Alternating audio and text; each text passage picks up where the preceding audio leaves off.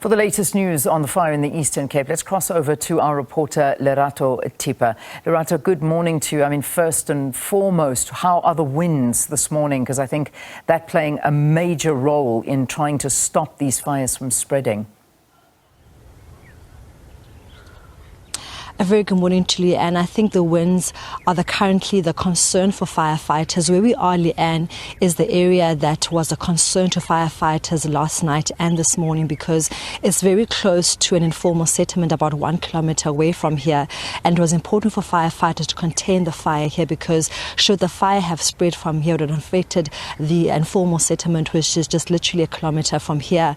But like you said, the wind, which is known for Gqeberha, is a concern right now. When we got to the firefighters said that they are still concerned that should the wind pick up from what it is currently, we could see the fires flaring up again. So where we are, Leanne, is an area where the fire has been contained. My cameraman, the one is just showing you what's happening right now. The fires have been contained. What you see is the aftermath of the fires, and just what we see also currently around here, just small sporadic flare-ups of what firefighters are saying are also being contained. So firefighters very much confidently and that the fire has been contained by saying because Gqeberha is such an area known for wind, they are concerned that if the wind does pick up and then go towards the southeasterly direction, the fires could flare up again.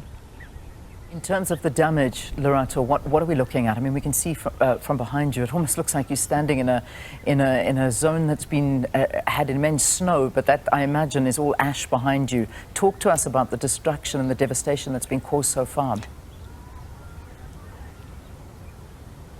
Luckily, and like you said earlier on, there have been no casualties and there also have been no destructions in terms of people in the informal settlement close by here.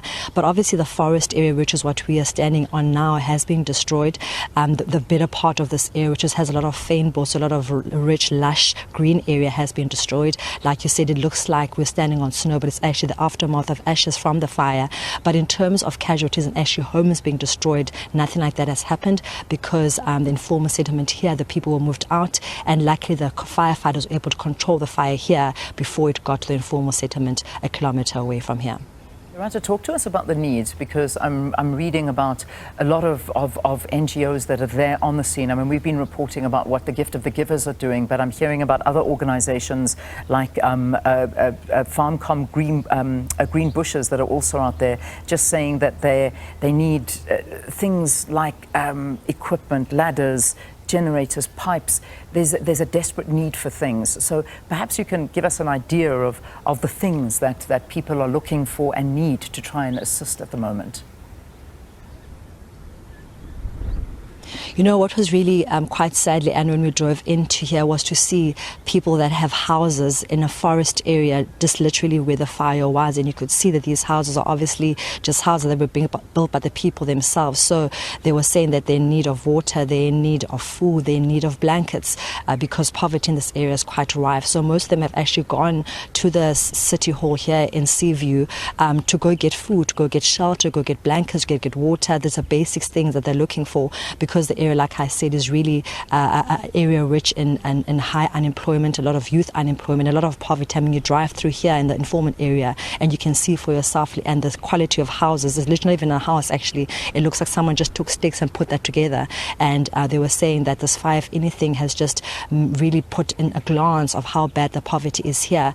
But like you said, a lot of NGOs have really come together, Gift of the Givers, the farmers were here overnight, also making sure that people are taken care of. So what has been nice, I guess, the silver lining has been to see how the community here, community workers, the Gift of the Givers, coming together and saying, you know, during this dark time, what can we do to make the burden lighter on the people here that need the help so desperately? Right, Lerato, thank you. Lerato Fekisi out there in Gqeberha talking to us about the fires, a high alert at the moment. The winds, as you can see, seem to have calmed down, but there is immense worry that they will pick up again and those fires will spread. So that's a big focus for us this morning.